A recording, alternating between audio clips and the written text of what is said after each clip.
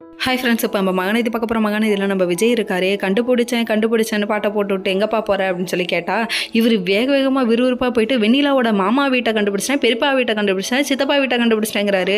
அதுக்கப்புறம் போய் நின்னா, வெண்ணிலாவோட பெரியப்பா நீங்கள் தானே, நீங்கள் எப்படியாவது கூப்பிட்டுக்கோங்களேன்னு சொல்லி கேட்க, இல்லைப்பா நானே 2 பொண்ணு வச்சுருக்கேன், என்னால் முடியாதுப்பான்னு சொல்லிட்டாங்க. அதுக்கப்புறம் ஆக வேண்டிய செலவெல்லாம் நான் பார்த்துக்கிறேன்னு சொன்னாலுமே, சொந்தம் இந்த காலத்தில் எந்த தூரத்தில் இருக்குது பார்த்துக்கோங்க. சொந்த அண்ணன் பொண்ணாக இருந்தாலும் தம்பி பொண்ணாக இருந்தாலும் எட்ட நின்று பார்க்கறது தான் நமக்கு நல்லது அப்படிங்கிறாங்க.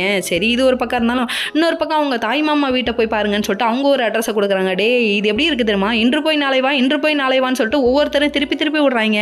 என்னதாண்டா நினச்சிட்டு இருக்கீங்க உங்கள் மனசில், எப்படா என்னை வாழ விடுவீங்கிற மாதிரி இருக்குது விஜயோட ரியாக்ஷன். சரி, இங்கே இந்த கூத்து நடந்தாலும் அங்கே ஒரு பக்கம் நம்ம காவேரி எல்லாரும் உட்காந்து சாப்பிட்டுட்டு இருக்காங்க. அப்போ வந்து கங்கா சாம்பார் ஊற்ற போகிறாங்க அவங்க மாமியாருக்கு. உடனே நீ எந்திரிக்கக்கூடாது, எட்டக்கூடாதான்.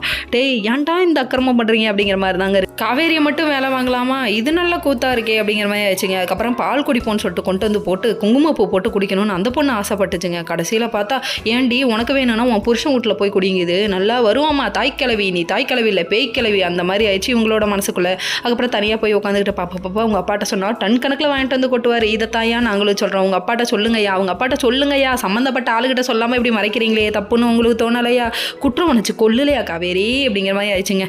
சரி, இதெல்லாம் ஒரு பக்கம் இருந்தாலும் எப்போதாம்மா நீ சொல்லுவ அப்படின்னு யோசிச்சுட்டு இருந்தா, அங்கே ஒரு பக்கம் நம்ம விஜய் தடுமாறுறாருங்க. அதுக்கப்புறம் பார்த்தா இவங்களோட அப்பளகத்தை வந்து விளம்பரம் பண்ணுறாங்களாமா, அதை பற்றி பேசிகிட்டு இருக்காங்க. உடனே நிவீனுக்கு ஃபோன் பண்ணி விஷயத்த சொல்ல, காவேரி தனியாக போயிருக்கான்னு சொன்னேன்னு எப்படி தனியாக அனுப்பலான்னு கேட்குறாங்க.